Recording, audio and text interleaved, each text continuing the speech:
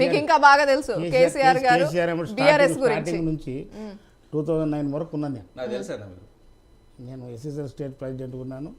ఏమంటున్నా కేటీఆర్ గారు రాహుల్ గాంధీ గారికి లెటర్ రాడు. ఏమని రాసిండు ఆయన?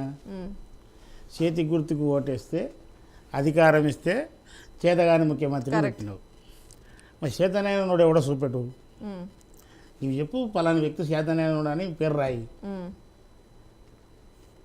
ఆ తర్వాత మీకు అధికారాన్ని అప్పగిస్తే మీరు ఒక్కటి కూడా హామీ నెరవేర్చలేదు, మాటలు వీడన్ని తప్పులు జరుగుతున్నాయి, మీకేమో మూటలు అందిస్తున్నారు. మూటలు ఎత్తుకునే ఆయనకే లెటర్ రాసిండు. రేవంత్ రెడ్డి ఎవరికి ఇస్తున్న మూటలు? రాహుల్ గాంధీకి కదా మేడం, అంతేనా కాదు? ఇప్పుడు మన ఇంకెవరైనా ఉన్నారా? అంటే వీళ్ళు అక్కడ రాహుల్ గాంధీని అంటున్నారు, ఎట్ ది సేమ్ టైం ఈ రాష్ట్ర ముఖ్యమంత్రిని కూడా అంటున్నారు. మీరు చెప్తే మీతో శుద్ధులు నేర్చుకోవడానికి సిద్ధంగా లేము. మాకు తెలుసు మేము ఏం చేయాలన్నది. మీరు ఈ రాష్ట్రాన్ని నిజానికి చెప్తున్నాను మేడం, ఈ యొక్క నలుగురు వ్యక్తులు ఎవరైతే ఉన్నారో తెలంగాణ రాష్ట్రాన్ని మొత్తం సాధించి తీసుకొని వచ్చిన మేము దీని మీద సర్వ పెటెంప్ట్ హక్కులు ఉన్న వాళ్ళం. ఎవరా నలుగురు? కేసీఆర్ గారు, హరీష్ రావు గారు, కవితారావు గారు, ఆ తర్వాత కేటీఆర్ గారు, తర్వాత సంతోష్ రావు, 5 మందే. అప్పుడైతే సంతోష్ రావు అంటే ఇంకా అప్పుడు రాకపోయింది అనుకో. తర్వాత మధ్యలో వచ్చాం. మధ్యలో అంటే పవర్లోకి ఇంట్లో మాత్రం ఉన్నాడు ఎప్పటి నుంచో. మేము ఉన్నాం కదా, మేము అందరం చూసిన వాళ్ళమే కదా. అంటే వీళ్ళు ఏ రకంగా జరిపిన దీన్ని తెలంగాణ అంటే మేము ఏమన్నా తింటాం బై, మాకు ఆకలి అయినప్పుడు ఇంత వరకు తింటాం. అది ఒక కేక్, మేము తెచ్చుకున్న కేక్. ఆ కేకును మీకు ఎప్పుడు కడుపులో మంటలు వేస్తే అప్పుడు ఇంత తింటాం. ఎవడన్నా కానీ అడిగితే మీరు తెలంగాణ ద్రోహులు, మీరు తెలంగాణ ఉద్యమకారులు కాదు. సతీష్ గారు, మీరు ఓపెన్ గా వాళ్ళు అవినీతి చేశారు, కేక్ లాగా తిన్నారంటున్నారు కదా, మరి మీ ప్రభుత్వం వచ్చింది, మరి దాని గురించి చర్యలు ఏం తీసుకోరా? మీ చేతిలోనే ఉంది కదా. ఇప్పుడు మేము ఈ రాష్ట్రాన్ని బాగు చేసుకునే కార్యక్రమంలో పడ్డాం. ఎట్లా మొత్తం మిత్రుడు చెప్పిండు అప్పులు అని లెక్క ఎవిడెన్స్ ఉంటే ఎందుకు చర్యలు? నేను ఒక మాట చెప్పినా మేడం, మిత్రుడు ఈరోజు పేపర్ పట్టుకొని వచ్చి 4 లక్షల కోట్లు అని ఒప్పుకుండు. అంతకన్నా అధికారం ఉన్నప్పుడు అది కూడా లేదన్నారు. అంతకన్నా ముందు మేము ఉన్నాం కదా,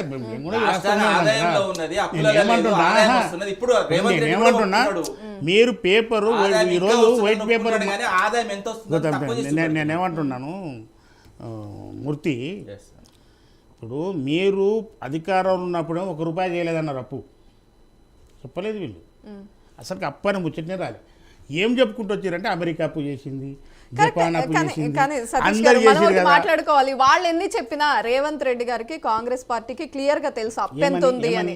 అప్పుని పదే రేవంత్ రెడ్డి గారు చెప్పారు అప్పట్లో. మేడం ఒక మాట చెప్పిన, మేము ఇప్పుడు వీళ్ళన్న అక్షరం తెలుసు మాకు, ఈ 3 లక్షల కోట్లు 6 లక్షల కోట్లు లెక్క మీద అధికారంలోకి వచ్చి కూర్చున్న తర్వాత ఆ రోజు ఒక అధికారి కూడా ఒక నిజాన్ని చెప్పే పరిస్థితి లేదు మేడం.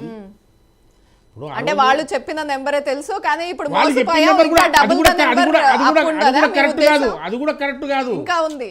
వాళ్ళు మొత్తం మేము అధికారంలోకి వచ్చిన తర్వాత అన్ని శాఖల నుంచి తెప్పించుకున్న నివేదిక చూసుకునే వరకల్లా మొట్టమొదటి అసెంబ్లీ సమావేశంలోనే క్లియర్ కట్గా చెప్పడం జరిగింది.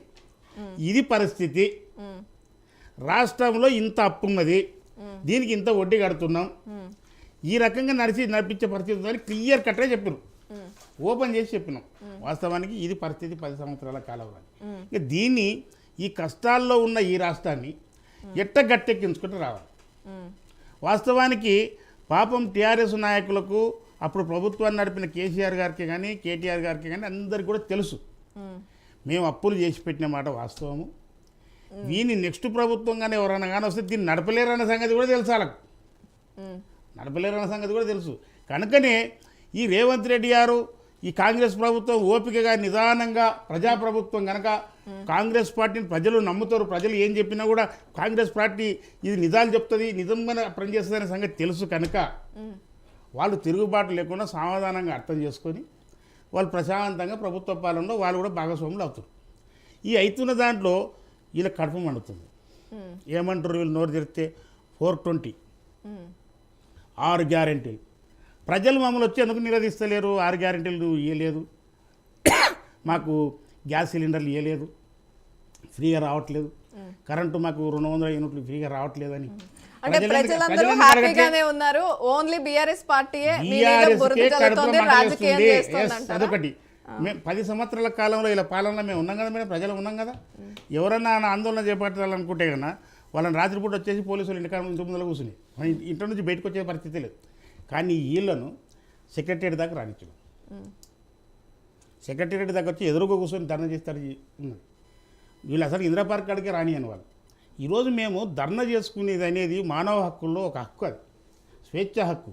దాన్ని తెలియజేయడం అనేది అందరి బాధ్యత అని స్వేచ్ఛగా మేము చట్టాన్ని, భారత రాజ్యాంగ చట్టాన్ని మేము అమలు చేస్తుంటే, ఫండమెంటల్ రైట్స్ని మేము అమలు చేస్తుంటే దానిని దుర్వినియోగం చేస్తూ అంటే ఓవర్ అయింది. మేము ఇక్కడ వినండి, ఈ హౌస్ అరెస్ట్ ఎప్పుడు స్టార్ట్ అయింది?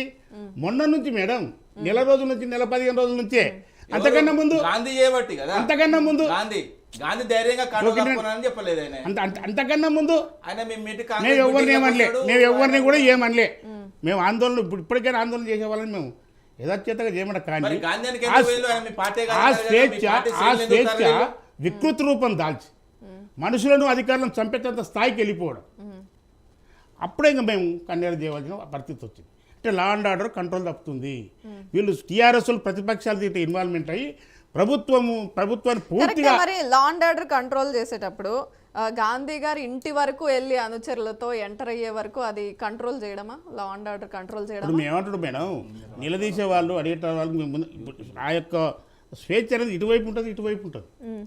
మేము వాస్తవానికి వాళ్ళకి ఎంత ఉల్లాసం ఉందో, కానీ అది 1000 తలలాగా ఇష్టం వచ్చినట్టు ఊళ్ళకి వెళ్ళిపోతున్న సమయంలో మేము కంట్రోల్ చేస్తాం. దాంట్లో వదిలిపెట్టే ముచ్చట్టు ఉండదు. ఇక కనుక ఇప్పటికీ వాళ్ళకు ఈ 10 సంవత్సరాల కాలంలో 8 నెలలు, 9 నెలలు, 10 నెలల దాకా కూడా మేము ఏమనలే. సెక్రటరీ దాకా ఎవరైనా వంగ చూసి రమ్మని 10 సంవత్సరాల కాలం మీరు కూడా ఉన్నారు, మీడియాలో చూస్తూనే ఉన్నారు కదా. మేము సెక్రటరీ దాకా వచ్చేటట్టుగా ఉన్నాం.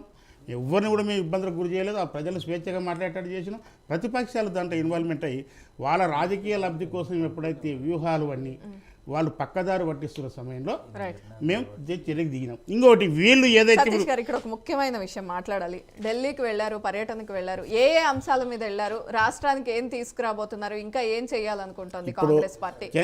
కేంద్రంలో ఉన్నది భారతీయ జనతా పార్టీ ప్రభుత్వం. భారతీయ జనతా పార్టీ కేంద్ర ప్రభుత్వం ఏదైతే ఉన్నదో ఆ ప్రభుత్వం దగ్గర మేము వాస్తవానికి రాష్ట్ర అభివృద్ధి కోసం నిధులు తీసుకురావడం కోసం మేము సఖ్యత ఉంటాం. ఈ రాష్ట్ర ప్రభుత్వంగా మేము అన్ని శాఖలను కలుస్తాం, ప్రధానమంత్రి గారిని కలుస్తాం, హోంశాఖను కలుస్తాం. ఆవాస్ యోజన కింద కేటాయించిన నిధులు మంజూరు ఖచ్చితంగా ఇప్పుడు ఏవైతే ప్రధాని ఆవాస్ యోజన కింద తినండి మేడం, ప్రధాని ఆవాస్ యోజన ఎట్లా లింక్ ఉంటుంది? తినండి పేరు అది కాదండి, ఇల్లు వీళ్ళు ఇవ్వాలి, ఇందిరమ్మ ఇల్లు ఇవ్వాలి, అక్కడ పోయి ఆవాస్ యోజన అడగాలి. నాకు చాలా కన్ఫ్యూజ్. మాట చెప్పునా, మీరు కన్ఫ్యూజ్ అవుతారులే, కానీ మీరు డబల్ బెడ్రూమ్ లేవా పైసలు? నువ్వు డబల్ బెడ్రూమ్ అరే ఇక్కడ డబల్ బెడ్రూమ్ కట్టినావు, ఇన్ని కట్టినావు, దాంట్లో కేంద్ర నిధులు లేవా? ఎందుకు బుక్కాయిస్తారు? హక్కు హక్కులేంది? కేంద్ర ప్రభుత్వం నిధులు అనేటివి రావాల్సిందే, మేము అది తెచ్చుకుంటామండి. మీరు అంతేందుకు కిన్నాన్ని మూర్తి, నేనేమంటున్నా మూర్తి, అరే అందుకొరకే కదా మేమేమన్నాం. మా ముఖ్యమంత్రి గారు ఏమన్నారు కడుగు ముందుకేసి, రాష్ట్రము వచ్చింది, మీరు 10 సంవత్సరాలు పరిపాలించారు, ఇప్పుడు మాకు ఇచ్చిండ్రు అవకాశం, ఇప్పుడు మనం రాష్ట్ర అభివృద్ధి కోసం, ఎందుకంటే తెలంగాణ రాష్ట్రాన్ని పోరాటం చేసి తెచ్చుకున్నాం. అంటే ప్రతి ఒక్క పౌరుడు యొక్క, ప్రతి ఒక్క నాయకుడి బాధ్యత ఈ రాష్ట్రాన్ని అభివృద్ధి చేసుకోవడం. దాంట్లో ఇప్పుడు మనకు రాజకీయాలు అవసరం లేదు. బీజేపీకి సంబంధించుకున్న 8 మంది ఎంపీలు, అదే రకంగా టీఆర్ఎస్కు సంబంధించుకున్న నాయకులు, అదే రకంగా కాంగ్రెస్ పార్టీకి సంబంధించుకున్న వాళ్ళందరం కూర్చొని అఖిలపక్షంగా కూర్చొని మాట్లాడదాం. అందరం కట్టగట్టుకొని కేంద్ర ప్రభుత్వం దగ్గరికి పోయి మాకు ఇన్ని నిధులు ఇద్దాం పండి అడుగుదామని చెప్పేసి అని మేము వెల్కమ్ చేస్తున్నాం. ఇంకోటి ముఖ్యమంత్రి గారిని మన అసెంబ్లీకి రమ్మంటున్నాం. ఇంకొకటి విషయం, మూసి విషయం ఉంది కదా, దీన్ని కూర్చొని మీరు ఆలోచన చేసి గైడెన్స్ అని అడుగుతున్నాం. ఇప్పుడు ఏదైతే అభివృద్ధి కార్యక్రమం చేస్తున్నాం వాటన్నిటిని కూడా చర్చ చేసుకుందాం రండి అని చెప్తున్నాం. మేము కేసీఆర్ లాగా చల్ మీతో మాకేం పని పోయి మేము పట్టించుకో మిమ్మల్ని అనే లెక్క లేదు కదా. కాదు సతీష్ గారు, క్లియర్గా అంటే తెలంగాణకి ఇంకా ఏం జరగబోతుంది? ఇప్పుడు వెళ్ళిన పర్యటనలో మంత్రివర్గ విస్తరణ జరిగినా, లేకపోతే ఆవాస్ యోజన కింద నిధులు మంజూరు చేయమని అడిగినా, ఇంకా ఏం చేంజెస్ తీసుకురాబోతున్నారు తెలంగాణలో? మాకు ఏదైతే ప్రధానంగా కేంద్రం నుంచి రావాల్సిన మొన్న జరిగిన అతివృష్టి అనావృష్టిలో జరిగిన నష్టం ఏదైతే ఉన్నదో, పంట నష్టం ఏదైతే జరిగిందో వాటికి నిధులు పెంచాలని, అదే రకంగా ఈ ఆవాస్ యోజన కింద గృహానికి సంబంధించుకున్న డబ్బులు మీరు వెంటనే త్వరగతిన ఇవ్వండి అని, అదే రకంగా రోడ్ల విషయం. కానీ సతీష్ గారు ఇక్కడ ఒక విషయం మాట్లాడుకోవాలి. ఇక్కడ ఉన్న ఎంపీలు, మన తెలంగాణకు సంబంధించిన ఎంపీలు కానీ కేంద్ర మంత్రులు కానీ కొంత గుర్రుగా ఉన్నారు పరిపాలన మీద. కొన్ని విషయాల్లో ఒక విషయం, కొన్ని విషయాల్లో మూసీ విషయంలో కానీ కొన్ని విషయాల్లో తెలంగాణ తల్లి విషయమైనా లేకపోతే మూసీ విషయమైనా అఖిలపక్ష సమావేశం కానీ మమ్మల్ని పిలిచి ఏదైనా సమావేశం పెట్టి కొన్ని చర్చలు కానీ ఏవీ జరపలేదు, ఏకపక్షంగా నిర్ణయాలు తీసుకున్నారని కొంచెం గుర్రుగా ఉన్నారు. అది ఎఫెక్ట్ అవుదా? మూసీ విషయంలో మేము ఇప్పటికీ కూడా కాళ్ళు కదపలేము మేడం. మూసి ప్రక్షాళన పునర్జీవనం చేసుకుందాం, దాన్ని ఇట్లా చేసుకుందామని ప్రారంభం చేసుకొని, ఇంకోటి మాకన్నా ముందు గతంలో ఉన్న టీఆర్ఎస్ ప్రభుత్వం ఆ వరదలు వచ్చినప్పుడు ఏవైతే ఇండ్లు కొట్టుకుపోయి ప్రజలు చచ్చిపోయినరో అప్పుడు లెక్కేసిన 25,000 ఇండ్లు ఉన్నాయి. ఈ నదిలో అక్రమంగా కట్టిండ్రు, వీటన్నిటిని తొలగించాలి అని మూసి ప్రక్షాళన బోర్డు కూడా ఏర్పాటు చేసిండ్రు. కొన్ని అంశాల మీద ప్రజల వ్యతిరేకత మీద వాళ్ళు తగ్గారు వెనక్కి. అయితే లే అప్పటికి వాళ్ళు ఏం చేపట్టలేదు దాంట్లో. అసలు మేడం మూసి దాంట్లో ఒక ఇల్లు వాళ్ళు ముట్టుకోలేదు. కాదండి మేడం, దాన్ని మూసి నదిలో వాళ్ళు ఏం పెద్ద ఇల్లు కులగొట్టనిక పోలేదు, వాళ్ళు ఏం చేయనిక పోలేదు. ఇదే చెప్తున్నాం మేము. అయితే వాళ్ళు ఏం చేసినట్టు ఈ మురికి నీటిని స్వచ్ఛందంగా మార్చి తాగేటట్టు తయారు చేస్తామని చెప్పేసి కొన్ని సెంటర్లలో ఆ కార్యక్రమం ఏదో మొదలు పెట్టారు వాళ్ళు. మేమేమంటున్నాం అది కాదు ఇక్కడ. మేమేమంటున్నామంటే మేమేం చెప్తున్నాం అంటే క్లియర్ కట్గా ఈ నదిని ఇందులో ఇప్పుడు ఇయ్యాలైనా ఎప్పుడైనా ప్రమాదమే మేడం. హైదరాబాద్లో మెయిన్ సెంటర్లో 72 కిలోమీటర్లు ప్రవహిస్తుంది నది కనుక దీన్ని మనం ఏం చేయాలనుకుంటున్నాం.